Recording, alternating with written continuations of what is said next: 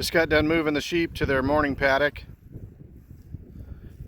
A routine lately has been to set up just one section of fence for them in the morning, and they'll stay there for 2 or 3 hours.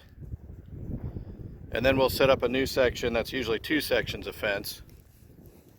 And we have 3 total right now, so there's where they spent their night last night. That's 2 sections of fence.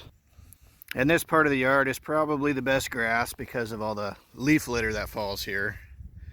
So this is heaven for these sheep right now. But they are all happily scarfing away.